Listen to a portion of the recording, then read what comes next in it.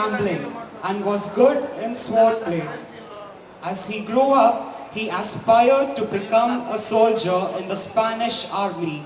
This was an aspiration which he achieved in 1517.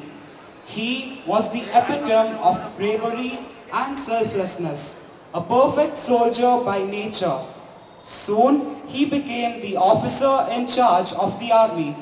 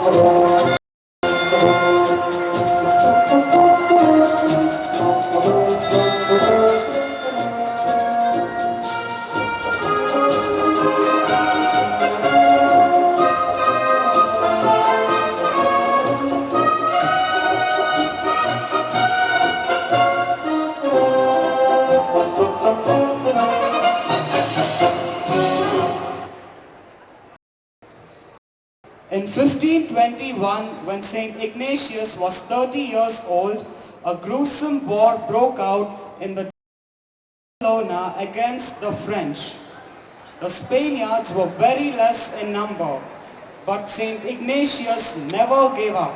He fought every enemy bravely.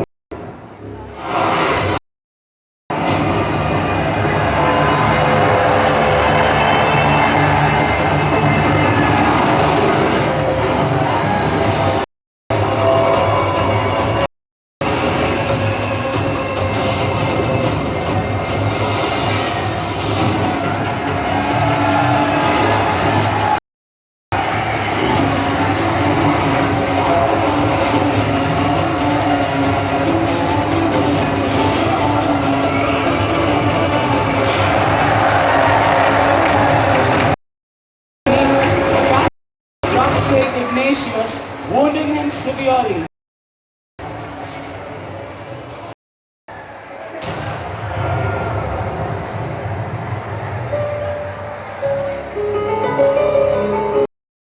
And the war ended.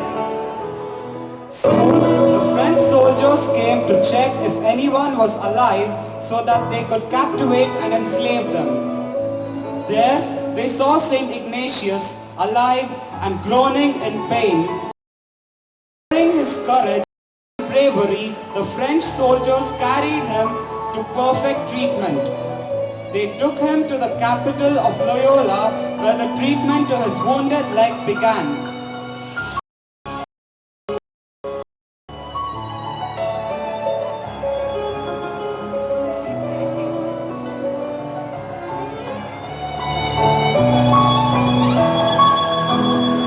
During his long weeks of recovery and treatment, he was extremely irritated due to boredom and would often get angry.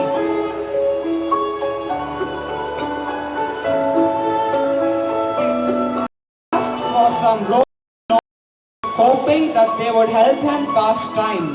But there were none in the capital of Loyola. The nurse, however, gave him two other books. One which depicted the life of Jesus Christ and the other which depicted the life of saints. Desperately, he began reading them. The more he read, the more he began to ponder and Jesus and the lives they had lived.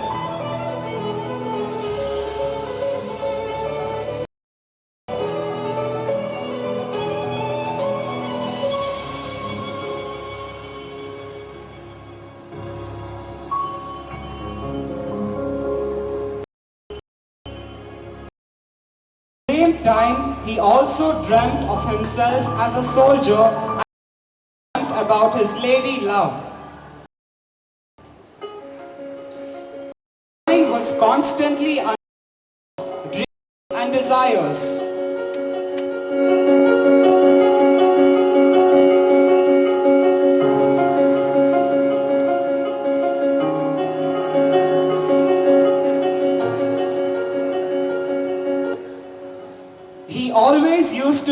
dream about who his lady love would be. However,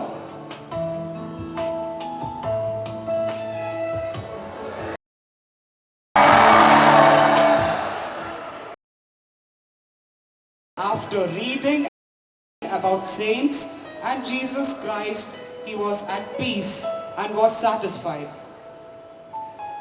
The eagerness to become a saint and lead a life like a saint overpowered him, and he followed Jesus.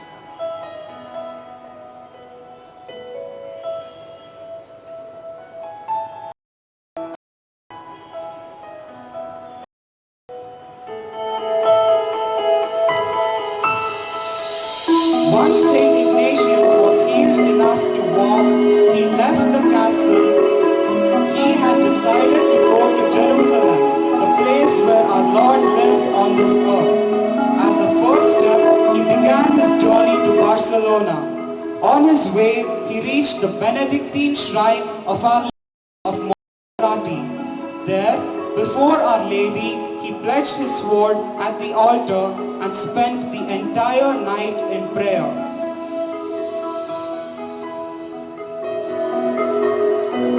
Soon after that, he came out and gave away his fine clothes to a poor man. Then he dressed himself in rough clothes with sandals and a staff.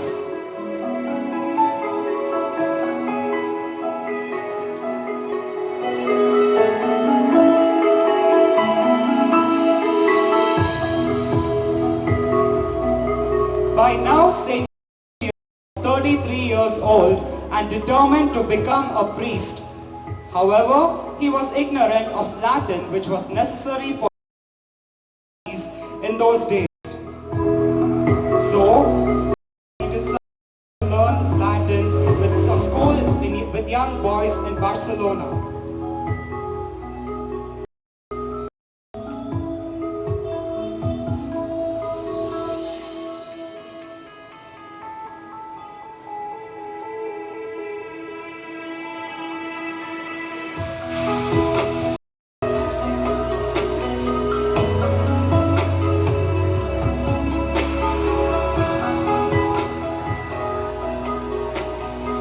After 2 years, he moved on to the University of Alcalá at Paris for studying Latin grammar, literature, philosophy, and theology.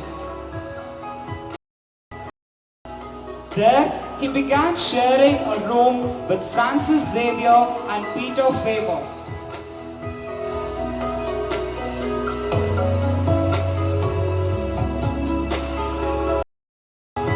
He quickly influenced Peter Faber and always talked about Jesus and his experiences with him.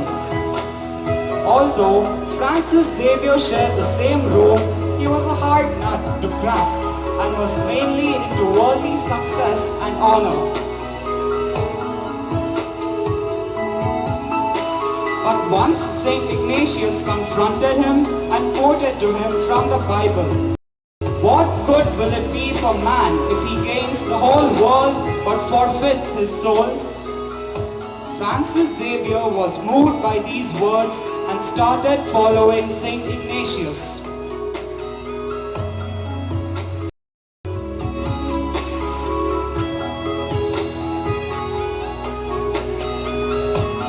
St. Ignatius sincerely influenced many other youth, and soon their members grew.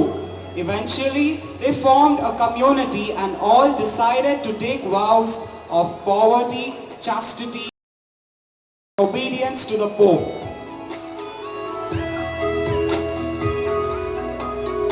Since they had referred to themselves as the companions of Jesus, their order was called the Society of Jesus. This marked the beginning of their triumphant march across the entire world, being the Jesuits, the phenomenon that changed the world as we know it, all following the path set forth by our founder, St. Ignatius of Loyola, the Noble Knight.